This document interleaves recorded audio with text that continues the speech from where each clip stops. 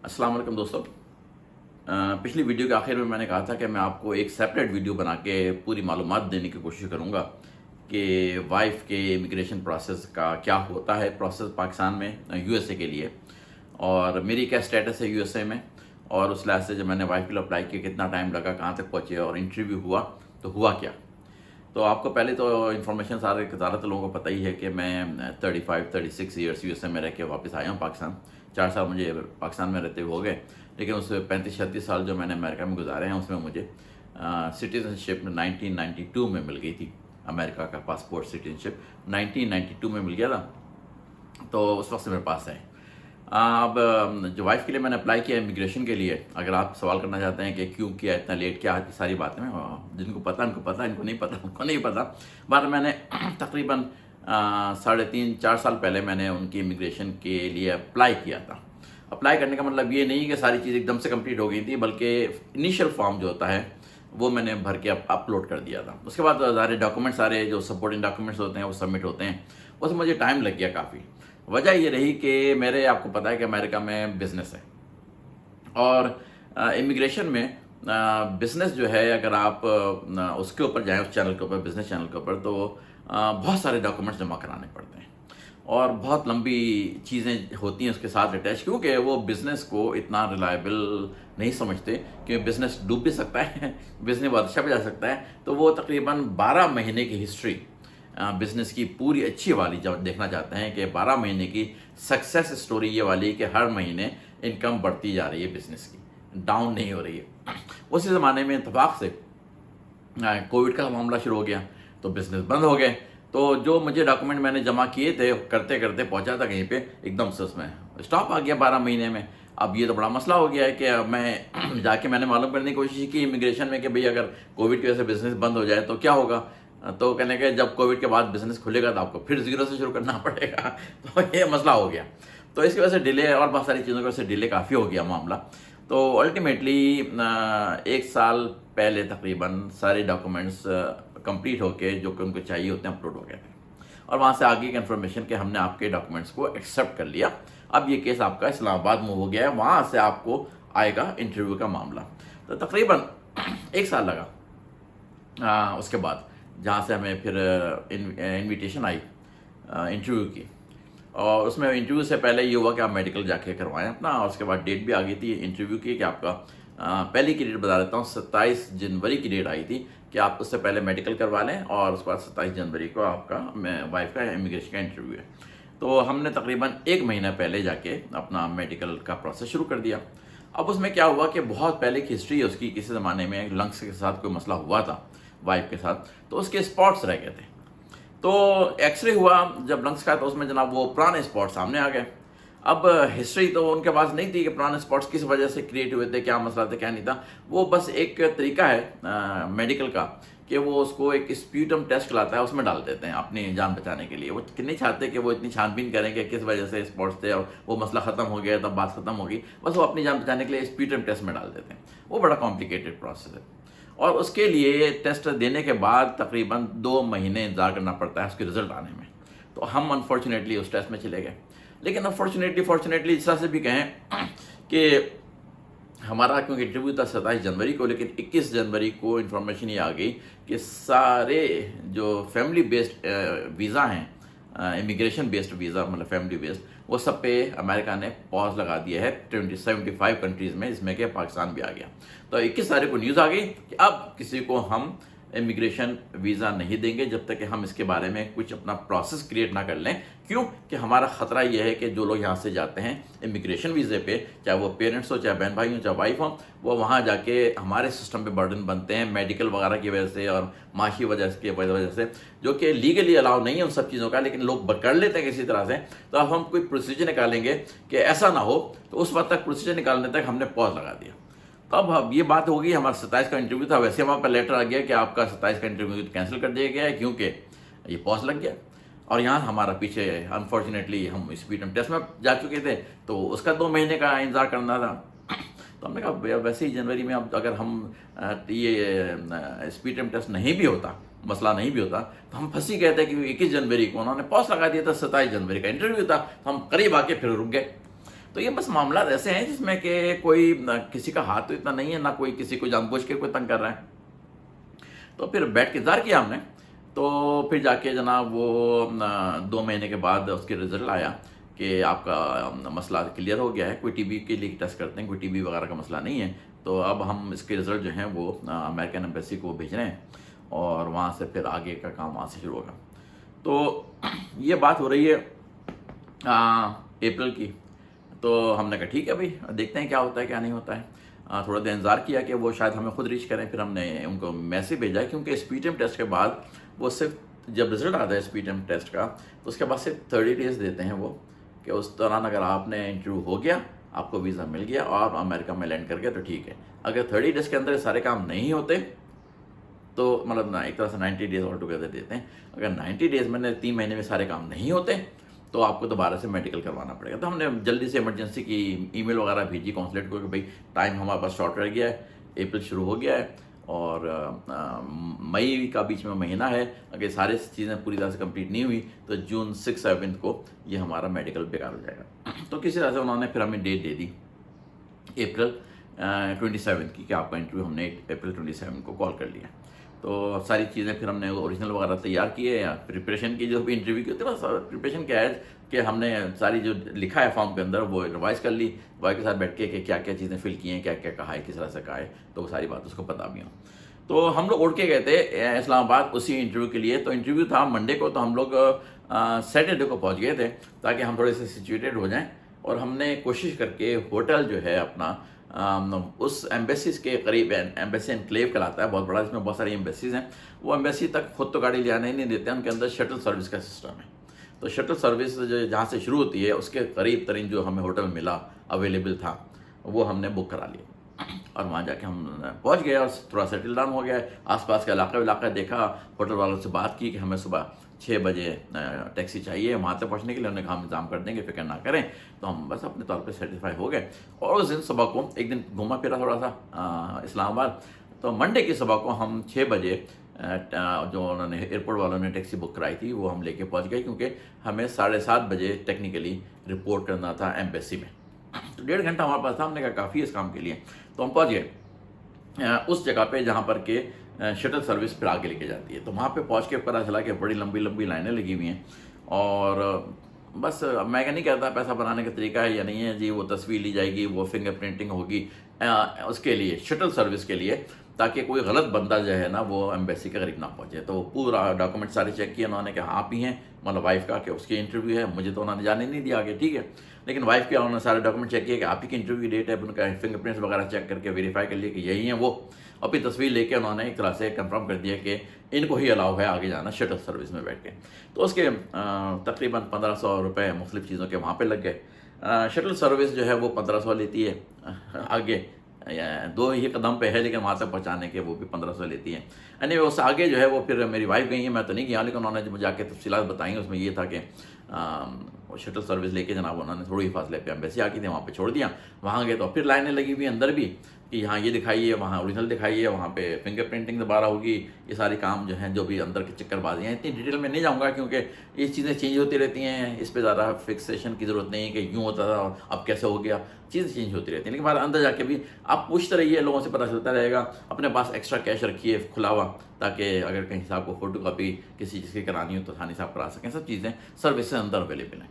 बहरहाल वो लाइन में लगते लगते फिर पता चला कि अच्छा जी अब आप यहाँ बैठ जाइए, हमने आपको ओरिजिनल ले लिए और अब आपकी कॉल आएगी इंटरव्यू की किसी विंडो पे, आप जाइएगा वहाँ पे।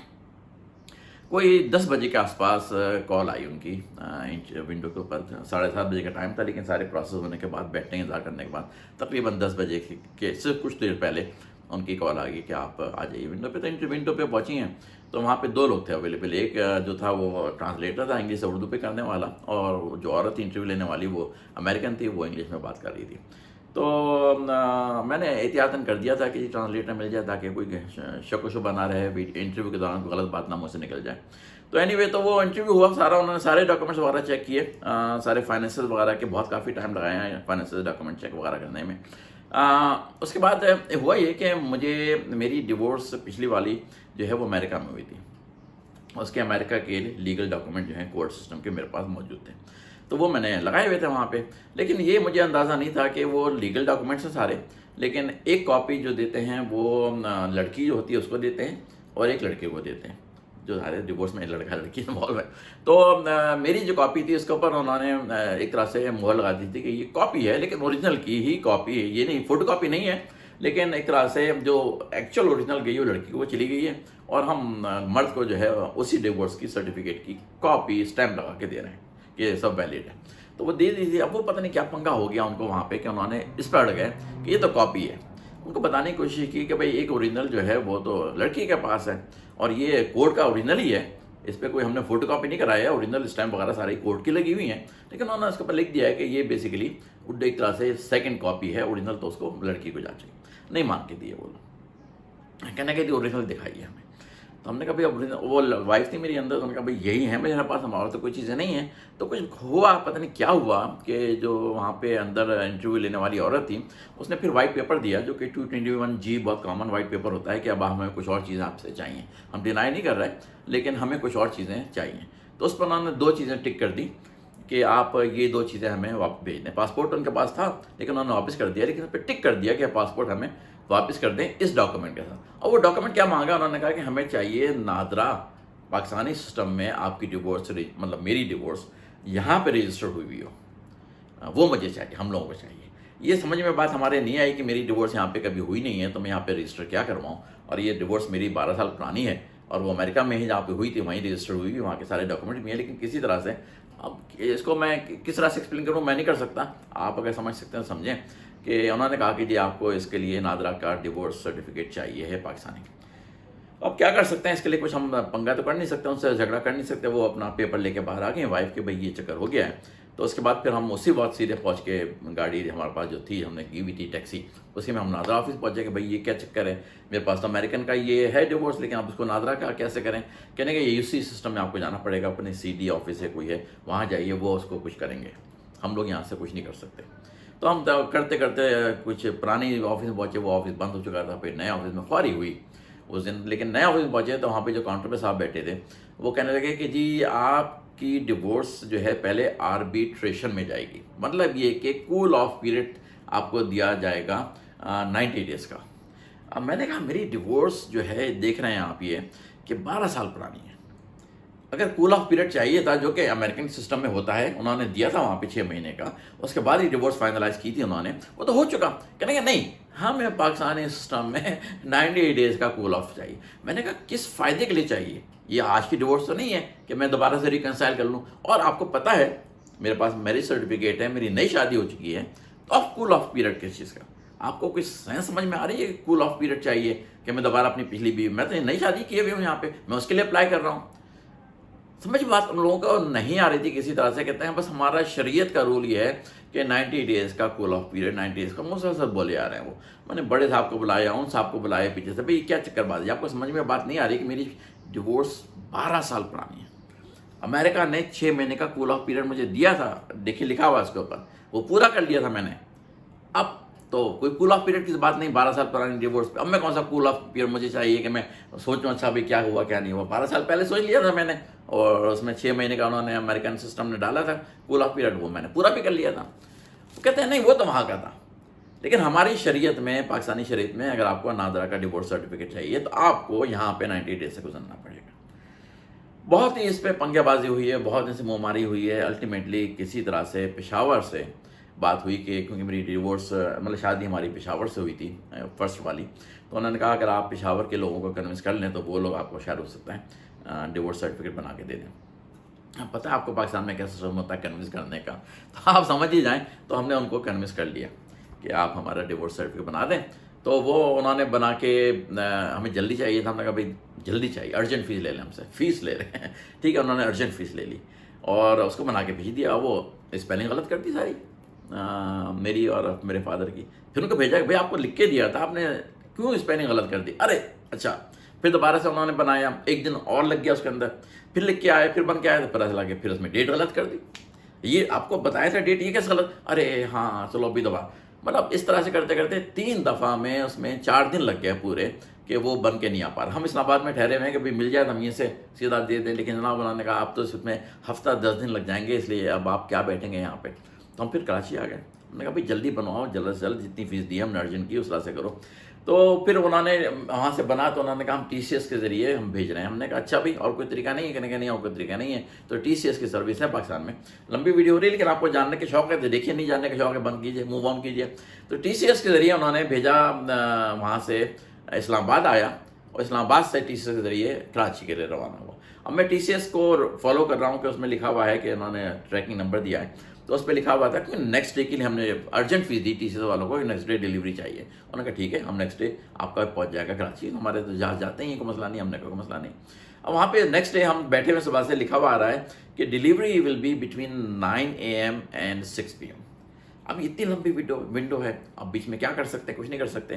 बार बार जाके चेक कर रहे हैं कि शायद कोई स्टेटस चेंज हो, शायद कोई स्टेटस चेंज हो, लेकिन वो हमेशा लिखा हुआ आ रहा है कि delivery expected between 9 AM and 6 PM। 4 बजे के करीब एकदम से मैसेज चेंज हो गया। लिखा भाई आया है कि ये अभी कराची पहुंचा ही नहीं है। मैंने कहा, ये क्या तमाशा, कराची नहीं पहुंचा? कॉल कर रहे हैं TCS के हेड ऑफिस, इससे बात उससे बात, कहते हैं सॉरी हो जाता है कभी कभी, ये पैकेज हमारे पास अभी तक रजिस्टर नहीं सिस्टम में, इसलिए आप जो 9 से 6 बजे का इंतजार कर रहे हैं, 4 बज गए, इंतजार मत कीजिए, आज ये नहीं पहुंचेगा। मेरा तो खून खोल गया कि इतने एक्स्ट्रा पैसे दिए, यहाँ का सिस्टम क्या है ये चीज़ें बॉदर कर जाती हैं। तो फिर जनाब क्या कर सकते हैं, हाथ में नहीं कहने का ये कल पहुँच जाएगा आपके पास, हम सुबह को 9 से 12 के दरमियान में आपको पहुँचा देंगे। हमने कहा बड़ी बात है, अभी चलो अभी 9 से 12 बजे पहुँचा देंगे। तो हम आगे जाके हमें ड्रॉप करना था, एक और बताता हूँ आपको क्या जगह है वहाँ पर ड्रॉप करना था हमें वो। तो फिर बैठ के इंतजार, सो गए। अब रात को क्या करें, बेचैनी तो थी अंदर, लेकिन सो गए। सुबह को हम 9 बजे मैं फिर इंतजार में बैठा हूँ कि अब आने वाला है, TCS जब आने वाला है। फिर जाके ऑनलाइन चेक किया तो लिखा हुआ आया था उसके ऊपर कि रात के 2 बजे TCS ऑफिस में पहुँच गया। हमने कहा 2 बजे पहुँच गया तो 9 बजे से 12 के दरमियान में डिलीवर कर देंगे। तो वो 9 से 10 बज गए, कुछ खबर नहीं थी, मुझे बेचैनी थी। मैंने फिर कॉल किया उनको, कहने कि नहीं फिक्र ना करें, बस आपके पास आने वाला है, 9 से 12 के दरमियान में पहुँच जाएगा। मैंने कहा अच्छा भाई इंतजार करते हैं। 12 बज गए, 12 बज के 12:30 बज गए, कोई नहीं खबर। तो फिर उनको कॉल की, वो 9 से 6 के दरमियान। मैंने कहा आपने सुबह तो 9 से 12 कहा था, 9 से 6 कैसे हो गया? बस वो निकलने में देर हो गई है, अभी निकला नहीं है आपका पैकेज हमारे। हमने कहा निकला ही नहीं है पैकेज, आप तो 9 से 12 के दरमियान डील। हाँ वो अभी निकला नहीं है, वो जो राइडर है वो 1-1:30 बजे करीब यहाँ से उठा के चलेगा, तो 6 बजे तक आपको वो पहुँचा देगा। ये है सारा गोरे धंधा यहाँ का, कोई किसी को अर्जेंसी का ख्याल नहीं। अब क्या कर सकते हैं, कुछ कर नहीं सकते। मैंने कहा वहाँ रोक लें, मैं वहीं आके पिक कर लेता हूँ ऑफिस में। कहने के नहीं, वो सॉर्ट आउट होके बंडल बन चुके हैं, वो जा चुका है और वो राइडर के पास ही पहुँचेगा, अब आपको नहीं मिल सकता। बीच में बंडल खोल के हम आपका पीस नहीं निकाल सकते, अब मिल जाएगा आपको। अच्छा भी क्या करें। फिर वो जनाब होते 6 बज गए, कोई नहीं आया। फिर कॉल कर रहे हैं, मुख्तलिफ किस्म के नंबर्स लोगों हासिल किए, राइडर्स के नंबर कराची के इधर के, भाई कौन आता है बैरिया में, ये वो बहुत मुश्किल से किसी के नंबर मिल रहे हैं, कोई फ़ोन उठा रहा है, कोई नहीं उठा रहा है। लेकिन जो हेड ऑफिस है वो मुसलसल कह रहा है हमने आपके केस को प्रायोरिटाइज किया हुआ है और आपको 6 बजे तक मिल जाएगा। मैंने कहा 6 के 6:30 बज गए, हाँ थोड़ी देर हो रही है, बस अभी मिलने वाला है आपको। मैंने कहा नहीं मिलने वाला, मुझे बताओ तो है कहाँ, वो कौन सा राइडर, उसका नंबर दो, मैं उसको कॉल करके पूछूँ कि कहाँ पे हो। वो नहीं बता रहे राइडर का नंबर, कहते हैं बस आप फिक्र ना करें, बस हमने इसको प्रायोरिटाइज कर दिया, बहुत जल्दी मिलने वाला है। आपको असल बता देता हूँ कि हमें नहीं मिलने वाला था वो उस दिन, क्योंकि जिस राइडर को दिया था वो फर्स्ट टाइम बैरिया में आया था, उसको कुछ बैरिया का आइडिया नहीं था कि कौन सी प्रेसिडेंट किधर है, कौन सी स्ट्रीट किधर है, कौन सी गली किधर है, कौन सी रोड किधर है, उसका कुछ आइडिया नहीं था। वो बिल्कुल बैरिया के अंदर गलत जा चुका था। वो हमें उसको जो जिम्मेदारी थी वो प्रेसिडेंट 1 और प्रेसिडेंट 2 की डिलीवरी की थी, वो आखिर में प्रेसिडेंट 34-35 पहुँच गया था, तलाश करते हुए उसको मिला ही नहीं था। तो किसी बंदे को मैंने तलाश करके निकाला जो कि किसी और प्रेसिडेंट का राइडर था। उसको मैंने कहा कि भाई ये चक्कर हो रहा है, कहते हैं कि आप ऐसा करें, 8 बज गए, हम लोग वापस जा रहे हैं अब अपने हेड ऑफिस TCS, जो हमारे पैकेज डिलीवर नहीं है उनको ड्रॉप करने के। मैंने कहा ये मेरा बंदा किधर, कहना वो भी अभी आने वाला है इधर ही, तो आप इधर आ जाएँ, एक एग्जिट है, इत्तेहाद चौक है बैरिया के, वहाँ पहुँच जाइए, वहाँ पे देखते हैं क्या हो रहा है। तो मैं गाड़ी चला के फ़ौरन भागता वहाँ पहुँचा। तो थोड़ी देर में वो साहब जो मेरे राइडर थे वो आए, तो सारे उनके बैग्स फुल भरे हुए। तो दूसरे जो राइडर्स हैं उन्होंने कहा क्या हो तुम्हारे सारे बैग्स भरे हुए हैं? कहने मैं तो एक पीस भी डिलीवर नहीं कर सका, मुझे कोई जगह ही नहीं मिली, मैं तो नाकाम हो गया, वापस जा रहा हूँ। सोचिए कि इतनी बड़ी कंपनी, उसका राइडर एक पीस भी डिलीवर नहीं कर सका, उसको पकड़ा वहाँ पे, अभी मेरा पीस निकालो। तो उसने तलाश किया किसी तरह से, मोड़ तोड़ के जनाब वो मेरा पीस उसको मिला, वो निकाल के दिया, मुझसे साइन ले लिया, सब डिलीवर हो गया। मैंने कहा चलो भाई जान छोड़ो मेरी, मुझे पैकेज दो मेरा अपना, मैं अपने लेके घर आया। तो ये बात हुई है यहाँ तक। अगले दिन जो है सुबह सुबह हमने प्रोग्राम बनाया कि हमें एक ड्रॉप ऑफ लोकेशन है एम्बेसी की कराची में, AEG के नाम से, AEG के नाम से है, 2 तलवार के ऊपर है। तो हमने कहा वहाँ जाके अर्ली मॉर्निंग ड्रॉप करते हैं ताकि वो फ़ौरन इस्लामाबाद पहुँचे। तो वहाँ पे हम पहुँचे हैं क्योंकि उस पर वाइट पेपर जो उन्होंने एम्बेसी ने दिया था उस पर 2 बॉक्स टिक हैं, एक पासपोर्ट का और एक उस डिवोर्स सर्टिफिकेट। तो वहाँ पर दोनों चीज़ें मौजूद थी। हम जनाब खुशी खुशी पहुँचे वहाँ पे, काउंटर पे सर कोई नहीं था, एक औरत बैठी हुई थी। हमने कहा भाई ये है, उसने देखा पासपोर्ट वापस कर दिया। हम पासपोर्ट नहीं बेचते। मैंने कहा क्या मतलब ये नहीं बेचते, इस पर तो टिक हुआ है कि नहीं, हम ऊपर से इंस्ट्रक्शन है एम्बेसी की आप पासपोर्ट किसी से मत लें। अब मैं समझ में नहीं आ रहा है कि एम्बेसी ने उसको टिक किया है बॉक्स को, क्या पासपोर्ट भेजें इस डिवोर्स के साथ। मैं उसका समझाने की कोशिश कर रहा हूँ कि एम्बेसी ने तो टिक किया है ना कि डिवोर्स के लेटर के साथ पासपोर्ट भेजें। कहने जो भी टिक किया है हमें ऊपर से एम्बेसी की इंस्ट्रक्शन है कि आप किसी से पासपोर्ट ना लें। अब मेरा पंगा हो रहा है कि कैसे हो सकता है कि एम्बेसी गलत बॉक्स को टिक कर दे। अब वो मसला से लगी कि मैं तो नहीं लूँगी। फिर ऊपर से किसी को बंदे को बुलाया गया वहीं AEG के ऑफिस से, उसने आके कहा कि भाई हमें यही है इंस्ट्रक्शन, लेकिन आपको मैं प्रोसेस बताता हूँ। जैसे ये लेटर पहुँचेगा और वहाँ पे क्लियर होगा, जितने भी टाइम लगे, हफ्ता 10 दिन 15 दिन, जैसे क्लियर होगा फिर आपके पास ईमेल आएगी कि हमने आपका लेटर जो डिवोर्स का है एक्सेप्ट कर लिया है। अगर किया तो फिर हम वो आपके पास ईमेल आएगी कि अब आप अपना पासपोर्ट हमें भेजें, तो हम उसको पे वीज़ा लगा के देंगे। तो ये बात जो है इसको हुए हुए काफ़ी दिन हो चुके हैं, जमा कराए हुए तकरीबन 10 दिन करीब हो चुके हैं। अभी तक हमारे पास ईमेल नहीं आई है। अलबत्ता हमें AI ने बताया है कि आप जा के साइट पे चेक करें। ये पता चल गया है कि वो नादरा का जो हमारा था डिवोर्स सर्टिफिकेट वो इस्लामाबाद एम्बेसी पहुंच चुका है, कम से कम वो पता चल गया। उसके बाद ये भी पता चला कि हमारी फ़ाइल डॉक्यूमेंट्स की 2 दफ़ा खुल चुकी है वाइफ की। ये इतला हमें एक ऐप है उसके ज़रिए मिली कि 2 दफ़ा आपकी फ़ाइल अपडेट हुई है। तो AI आर्टिफिशियल इंटेलिजेंस बता रही है कि 2 दफ़ा अपडेट हो जाने का मतलब ये है कि अगले 1-2-3 दिन में बहुत पॉसिबल है कि आपके पास अगर लेटर एक्सेप्ट हो गया नादरा का डिवोर्स सर्टिफिकेट जो हो जाना चाहिए, तो आपके पास ईमेल आ जाएगी कि अब आप पासपोर्ट जमा कराइए। अब हमारे पास टाइम विंडो बहुत शॉर्ट है और अगले हफ्ते में सारी ईद की छुट्टियाँ आ रही हैं, बंद है एम्बेसी और ये ऑफिस भी बंद है। और उसी अगले हफ्ते में एक मेमोरियल डे अमेरिका की छुट्टी आ रही है, इसमें एम्बेसी बंद है। तो ये सारी एक दिन खुला है अगले हफ्ते में, एम्बेसी सिर्फ एक दिन खुली है और वही दिन ऑफिस भी यहाँ का जो वहाँ पे पासपोर्ट अगर वीज़ा लग के आए तो उसी ऑफिस में आएगा, तो वो भी उसी दिन खुला है, उसका बकिया दिन वो भी बंद है। तो इतनी टाइट टाइमलाइन पे हम चल रहे हैं। आपको मैंने कहा अपडेट दे दूँ कि इस वक्त ये सिचुएशन चल रही है, ना तो कामयाबी है ना तो ये कहें कि कामयाबी नहीं है, लेकिन होपफुल है और उम्मीद है कि ये हमारे जो मेडिकल एक्सप्रेशन की डेट 7 जून है उससे पहले पहले सारी चीज़ें कंप्लीट होकर हम टिकट भी लेके यहाँ से निकल सकें और वहाँ पे जाके लैंड भी कर सकें। यहाँ पे ईरान वगैरह के मसाइल भी चल रहे हैं, कुछ पता नहीं कब फ्लाइट्स कहाँ की कैंसिल हो जाती हैं, कोई मसला नया फट्टा शुरू हो जाता है, कुछ पता नहीं है अभी हमें। लेकिन ये अपडेट है कि अभी तक ईमेल नहीं आई है कि हमें पासपोर्ट चाहिए, लेकिन 2 दफ़ा AI ने कहा है कि आपकी 2 दफ़ा फाइल अपडेट होगी जो आपके उनके पास है। अगर 2 दफ़ा अपडेट हो जाती है इसका मतलब है कि प्रोसेस आपका अच्छा चल रहा है। तो 2 दफ़ा फाइल अपडेट हो चुकी है, तो हम उम्मीद में हैं कि प्रोसेस अच्छा चल रहा है। ये उम्मीद है कि इस हफ्ते में कम से कम हमारे पास ईमेल आ जानी चाहिए ताकि हम जल्दी से आके पासपोर्ट वापस ड्रॉप करें और अगले हफ्ते में वो जो विंडो है एक दिन की खुले होने की, उस दिन अगर हमारे पास पासपोर्ट वापस आ गया तो भाग दौड़ करके तलाश करेंगे सीट। अभी कहते हैं आप बुक ना कराएं, तो हम भी बुक भी नहीं करा रहे हैं। टिकट महंगे होते आ रहे हैं, सीट्स ख़त्म होती आ रही हैं, कुछ फ़्लाइट्स एयरलाइंस में सीट्स ख़त्म हो चुकी हैं, बिक चुकी हैं, कहते हैं सोल्ड आउट। तो देखिए क्या होता है, जानने का शौक है तो लगे रहिए, जुड़े रहिए। लेकिन अब थोड़ा सा हम आपको अपना ट्रिप, हमने तो ये फैसला करके निकले थे कि मिले ना मिले ये वीज़ा हमें उसी दिन, हमने अपना घूमने फिरने का ट्रिप पूरा करना है। हमारी ज़िंदगी पे इतना बड़ा मसला नहीं है, हम आराम से कराची में रह रहे हैं, इंजॉय कर रहे हैं लाइफ को। अगर अभी नहीं मिला, 2 महीने बाद मिला, 4 महीने बाद मिला, 6 महीने बाद मिला, कोई फ़र्क नहीं पड़ता है। मुझे जाना पड़ जाए यार बीच में अमेरिका, वो मैं शायद चला जाऊँ, मुझे कुछ कागजी कार्रवाइयाँ पूरी करनी है वहाँ के लिहाज से, उसके लिए शायद मैं चला जाऊँ। लेकिन जब भी इनको अभी मिल गया तो अभी चली जाएंगी मेरी वाइफ, नहीं मिला महीने 2 महीने 3 महीने 4 महीने 6 महीने, जब भी मिलेगा। तो हमें कोई अर्जेंसी नहीं है ऐसी कि हम बहुत ख़राब हालात में अच्छी ज़िंदगी इंजॉय कर रहे हैं, बेटे को इंजॉय कर रहे हैं। तो देखिए कि क्या खबर देता हूँ मैं आपको अगली, कि अभी तो मैं थोड़ा सा ट्रिप के बारे में आपको बताऊँगा और ट्रिप के फ़ौरन बाद ही आपको अगर जो भी खबर आती है वहाँ से ईमेल के ज़रिए और आ गया पासपोर्ट वीज़ा लग के नहीं आया और हम निकल सके टाइम पे नहीं निकल सके, सारी खबरें अगली कुछ वीडियोस में आएंगी। तो लगे रहिए, देखते रहिए, जुड़े रहिए। फिर मुलाकात करते हैं, लंबी वीडियो होगी लेकिन मैंने तफसील से सारी बातें आपको बता दी। अल्लाह हाफिज़।